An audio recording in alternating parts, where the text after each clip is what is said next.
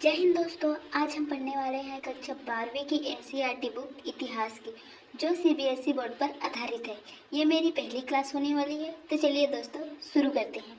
आज हम पढ़ने वाले हैं भारतीय इतिहास के बारे में, हड़प्पा सभ्यता के बारे में। तो इसका थोड़ा सा परिचय जानते हैं। तो हड़प्पा सभ्यता न केवल भारत की अपितु संपूर्ण विश्व की प्राचीनतम 4 प्रमुख सभ्यताओं में से एक थी। क्या थी? तो हड़प्पा सभ्यता जो थी वो भारत की ही नहीं अपितु संपूर्ण विश्व की प्राचीनतम 4 प्रमुख सभ्यताओं में से एक थी। यह सभ्यता एक सुविकसित नगरीय सभ्यता थी। क्या थी? तो एक नगरीय सभ्यता थी जो पूर्ण रूप से विकसित थी, चूंकि पुरातत्वविदों द्वारा सर्वप्रथम हड़प्पा नगर की खोज की गई थी, इसलिए इसे हड़प्पा सभ्यता भी कहा जाता है। क्या कहा जाता है? तो हड़प्पा सभ्यता भी कहा जाता है। हड़प्पा के पश्चात पुरातत्वविदों ने इस सभ्यता के अन्य नगरों मोहनजोदड़ो, चनहुदड़ो, लोथल, कालीबंगा, रंगपुर, रोपड़, आलमगीरपुर आदि अनेक नगरों की खोज की। यह पूरी सभ्यता एक त्रिभुजाकार क्षेत्र में फैली हुई है। तो हड़प्पा सभ्यता जो है एक त्रिभुजाकार क्षेत्र में फैली हुई थी। भारतीय सभ्यता के ये सभी प्रारंभिक नगर थे। कौन कौन प्रारंभिक नगर थे? तो मोहनजोदड़ो, चनहुदड़ो, लोथल, कालीबंगा जो है भारतीय सभ्यता के प्रारंभिक नगर थे। इन सभी नगरों का पुरातत्वविदों ने जो उत्खनन किया उससे इनकी अपनी कहानी लिखी गई है। जो पुरातत्वविदों ने हड़प्पा सभ्यता का उत्खनन किया उसकी एक अपनी कहानी लिखी गई है। इन प्रारंभिक नगरों के पुरातात्विक उत्खनन एवं यहाँ प्राप्त हुई सामग्री एवं सभ्यता का विस्तृत अध्ययन हम यहाँ करेंगे। तो ये रहा हड़प्पा सभ्यता का परिचय। अब हम पढ़ेंगे हड़प्पा सभ्यता की खोज एवं उत्खनन कार्य। क्या पढ़ेंगे? तो हड़प्पा सभ्यता की खोज एवं उत्खनन कार्य मतलब हड़प्पा सभ्यता की खोज किसने की, कब की और वहाँ के उत्खनन कार्यों में हमें क्या क्या प्राप्त हुआ, आगे हम पढ़ेंगे। तो इस सभ्यता का उदय ताम्र प्रसारिक पृष्ठभूमि में भारत के पश्चिम उत्तर भाग में हुआ। कहाँ हुआ? तो भारत के पश्चिमोत्तर भाग में हुआ। किसका उदय हुआ? तो हड़प्पा सभ्यता का उदय हुआ। सर्वप्रथम 1921 ईस्वी में राय बहादुर साहनी एवं माधव स्वरूप वत्स ने पंजाब के मार्टिन गुमरी जिले के हड़प्पा नामक स्थान पर उत्खननों को प्रारंभ करके वहां एक प्राचीन सभ्यता के अवशेष खोजे। तो हड़प्पा सभ्यता की खोज कब हुई? तो सर्वप्रथम खोज हुई 1921 ईस्वी में। और किसने की? तो राय बहादुर दयाराम साहनी ने और उनके साथ माधव स्वरूप वत्स ने मिलकर हड़प्पा सभ्यता की खोज की थी।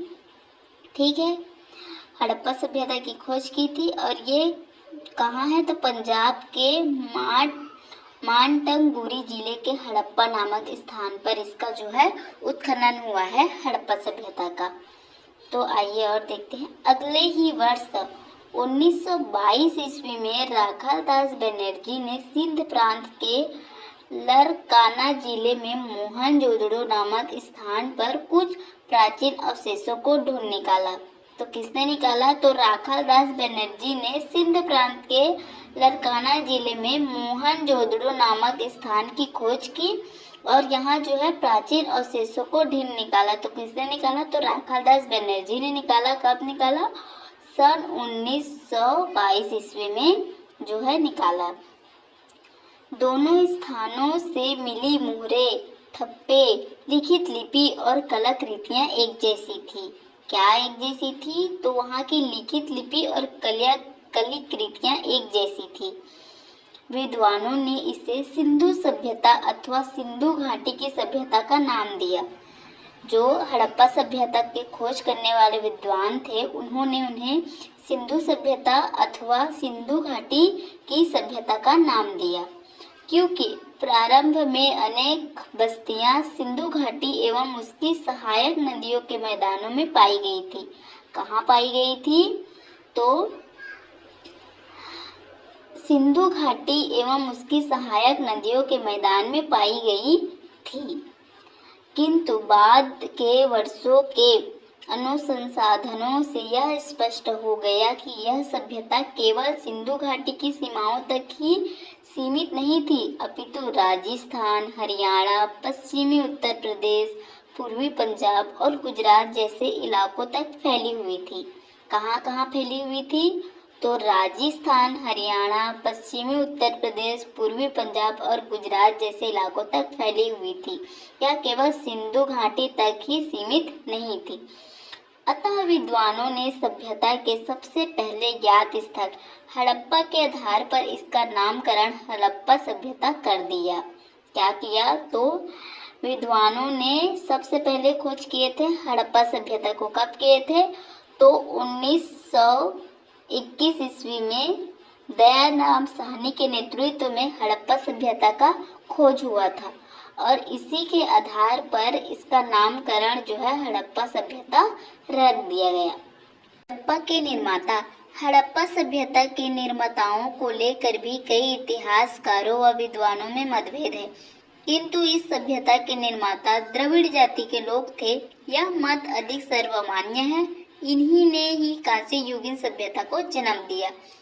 तो जो हड़प्पा सभ्यता के निर्माताओं को लेकर भी कई इतिहासकारों व विद्वानों में मतभेद है, किंतु इस सभ्यता के निर्माता किसे माना जाता है? तो द्रविड़ जाति के लोगों को माना जाता है और ये सर्वाधिक सर्वमान्य है। इन्हीं ने कांस्य युगीन सभ्यता को जन्म दिया। तो किसने कांस्य युगीन सभ्यता का जन्म दिया? तो द्रविड़ जाति के लोगों ने कांस्य युगीन सभ्यता का जन्म दिया और कांस्य युगीन सभ्यता को ही हड़प्पा सभ्यता कहते हैं। हड़प्पा सभ्यता को कांस्य युगीन सभ्यता भी कहा जाता है। अब विभिन्न विद्वानों व इतिहासकारों में मतभेद निम्न है। पहला विद्वान थे रंगनाथ राव। ये बहुजातीय थे जिनमें आर्य भी थे। ये बहुजातीय थे और इनमें आर्य भी थे। ये रंगनाथ राव जी का कहना था। डॉक्टर गुहा अग्नेय मंगोल व एल्पाइन मिस्री जातियों के लोग थे। जी गार्डन सुमेरियन थे। डॉक्टर व्हीलर द्रविड़ थे। श्री रामचंद्र व्यापारी वर्ग के थे। अब दूसरा पार्ट में हम पढ़ेंगे हड़प्पा सभ्यता का काल, उद्भव और विस्तार। पुरातात्विक अवशेषों से पता चलता है कि हड़प्पा सभ्यता से पहले लोग छोटे छोटे गांवों में रहते थे। जो हमें पुरातात्विक अवशेष मिले हैं उससे हमें यह पता चलता है कि जो हड़प्पा सभ्यता थे वो पहले छोटे छोटे गांवों में रहते थे। समय बीतने के साथ साथ छोटे छोटे कस्बे बने और इन कस्बों से हड़प्पा काल के दौरान पूर्ण विकसित शहरों का विकास हुआ। क्या हुआ? तो पहले जो है हड़प्पा वासी जो है छोटे छोटे गांवों में रहते थे। समय बीतने के बाद छोटे छोटे कस्बे बने। कहाँ बने? तो ये हड़प्पा सभ्यता में छोटे छोटे कस्बे बनने लगे। इन कस्बों से हड़प्पा काल के दौरान पूर्ण विकसित शहरों का विकास हुआ। छोटे छोटे गांव बनने लगे। समय बीतने के बाद छोटे छोटे कस्बे बनने लगे और इन कस्बों से हड़प्पा काल के दौरान पूर्ण विकसित शहरों में विकास हुआ। जब ये कस्बे गांव कस्बों में बदले और कस्बों का विकास हुआ और यहाँ शहरों का निर्माण हुआ। वास्तव में हड़प्पा काल की संपूर्ण अवधि को 3 चरणों में बांटा गया है। जो हड़प्पा काल की जो अवधि है, संपूर्ण अवधि है, उन्हें 3 चरणों में बांटा गया है। तो ये 3 चरण कौन कौन से हैं आइए देखते हैं। पहला है प्रारंभिक हड़प्पा काल। क्या है? तो प्रारंभिक हड़प्पा काल 3500 ईसा पूर्व से 2600 ईसा पूर्व। 3500 ईसा पूर्व से 2600 ईसा पूर्व किसे माना जाता है? तो ये प्रारंभिक हड़प्पा काल को माना जाता है। इस काल की विशेषताओं का उल्लेख मिलता है इसकी मिट्टी से बने ढांचों, प्रारंभिक व्यापार कला और शिल्पों इत्यादि से। दूसरा है परिपक्व हड़प्पा काल। यह है 2600 ईसा पूर्व से 1900 ईसा पूर्व। यह वह चरण है जब हम आग के भट्टे में पकी ईंटों से बने ढांचों वाले भली भांति विकसित शहर, स्वदेशी और विदेशी व्यापार और विविध प्रकार के शिल्प देखने को मिले। ये जो काल था हड़प्पा काल 2600 ईसा पूर्व से 1900 ईसा पूर्व, इसमें हमें जो है पक्की ईंटों से बने ढांचे वाली भली भांति विकसित शहर और स्वदेशी और विदेशी व्यापार देखने को मिला और यहाँ जो है शिल्पकार देखने को भी मिला। और तीसरा है उत्तर हड़प्पा काल 1900 ईसा पूर्व से 1400 ईसा पूर्व। यह पतन का काल था जिसके दौरान शहर उजड़ने लगे थे और व्यापार समाप्त हो गया था। यह कौन सा काल था जो 1900 ईसा पूर्व से 1400 ईसा पूर्व था हड़प्पा काल का? वह ऐसा काल था जिसमें हड़प्पा सभ्यता का पतन देखने को मिला। शहर उजड़ने लगे थे और व्यापार समाप्त हो गया था, जिससे धीरे धीरे शहरीकरण की मुख्य विशेषताएं लुप्त हो गई थी। जाहिर सी बात है, किसी भी चीज का पतन होगा तो उसका लुप्त होना आवश्यक है। उसी तरह हड़प्पा काल का पतन हो रहा था तो वहां से शहरीकरण धीरे धीरे से लुप्त होती जा रही थी। पुरातात्विक उत्खनन से पता चला है कि यह सभ्यता विस्तृत क्षेत्र में फैली हुई थी। वहाँ के जो उत्खनन हुआ है, पुरातात्विक उत्खनन हुआ है, वहाँ से पता चला है कि यह सभ्यता जो है विस्तृत क्षेत्र में फैली हुई थी।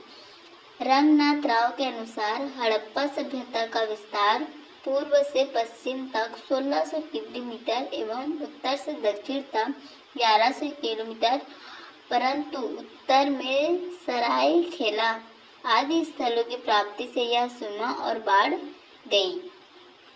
जो था रंगनाथ जो विद्वान थे उनके अनुसार से हड़प्पा सभ्यता का विस्तार कहाँ तक था तो पश्चिम तक था और कितने किलोमीटर तक था तो 1600 और उत्तर से दक्षिण तक था 1100, परंतु उत्तर से सराय खेला आदि स्थलों की प्राप्ति से यह सीमा बढ़ गई।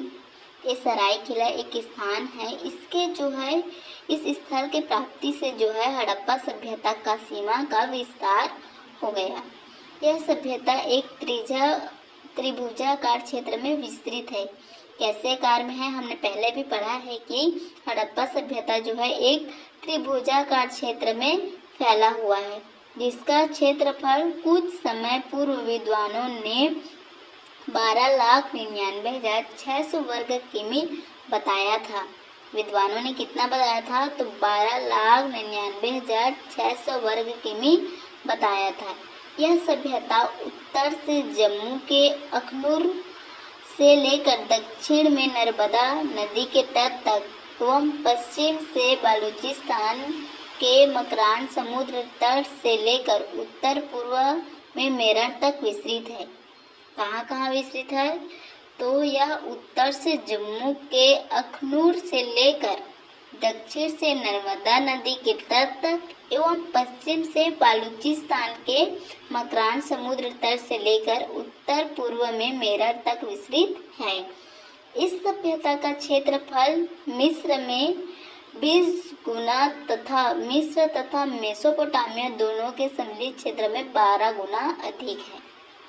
कितना अधिक है तो 12 गुना अधिक है। किससे? तो मिस्र तथा मेसोपोटामिया दोनों के सम्मिलित क्षेत्र से 12 गुना अधिक है। इस सभ्यता के विस्तार क्षेत्र में न सिर्फ भारत के आधुनिक राज्य जैसे राजस्थान, पंजाब, हरियाणा, गुजरात, महाराष्ट्र, पश्चिमी उत्तर प्रदेश सम्मिलित थे, बल्कि पाकिस्तान और अफगानिस्तान के कुछ भाग भी सम्मिलित थे। हड़प्पा सभ्यता में भारत के राज्य नहीं अपितु पाकिस्तान और अफगानिस्तान के कुछ भाग भी शामिल थे। इस सभ्यता के कुछ मुख्य स्थान हैं जम्मू और कश्मीर में मांडा, अफगानिस्तान में सुरकोतदा, पश्चिम पंजाब और पाकिस्तान में हड़प्पा, सिंध में मोहनजोदड़ो और चनहुदड़ो राजस्थान में कालीबंगा, गुजरात में लोथार और धौलावीरा हरियाणा में बनवाली और राखीगढ़ी महाराष्ट्र में दाईमावाड़, जबकि मकरान तट पाकिस्तान ईरान की सीमा के पास पर स्थित सूत का कागेदारे हड़प्पा सभ्यता सुदूर पश्चिमी छोर और पश्चिमी उत्तर प्रदेश में आलमगीर इसकी सुदूर पूर्वी सीमा है। ये मैप है, इसके विस्तार से हम जान सकते हैं हड़प्पा सभ्यता कहाँ कहाँ विस्तृत था। आबादियों के स्थान के संकेत मिलते हैं कि हड़प्पा कालीबंगा गंगा हाकरा नदी के किनारे पर, जिसे आमतौर पर लुप्त नदी सरस्वती के साथ जोड़ा गया जाता है। कहाँ जोड़ा जाता है? तो लुप्त नदी सरस्वती के साथ जोड़ा जाता है। किसे? तो घाघर हाकरा नदी के किनारे पर लुप्त नदी सरस्वती के साथ जोड़ा जाता है। मोहनजोदड़ो की धुरी इस सभ्यता का प्रमुख स्थल था और अधिकांश आबादी इस क्षेत्र में स्थित थी। मिट्टी की किस्म, वातावरण और रहन सहन की पद्धति के परिप्रेक्ष्य में इस क्षेत्र की कुछ सामान्य विशेषताएं थी। यहाँ की भूमि समतल थी और सिंचाई और जल आपूर्ति के लिए मानसून और हिमालयी नदियों पर निर्भर थी। तो यहाँ की भूमि कैसी थी? तो समतल थी और सिंचाई और जल आपूर्ति के लिए मानसून और हिमालयी नदियों पर निर्भर थी। किसमें निर्भर थी? तो हिमालयी नदियों पर निर्भर थी जल आपूर्ति के लिए। अब है सिंधु लिपि।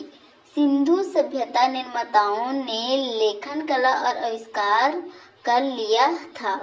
क्या कर लिया था? तो जो सिंधु सभ्यता के निर्माताओं थे उन्होंने लेखन कला का जो है आविष्कार कर लिया था। इसके कई प्रमाण मिले हैं। मोहनजोदड़ो व हड़प्पा में उत्खनन में 3000 मुद्राएं तथा छाप मुद्राएं मिली है। क्या मिली है?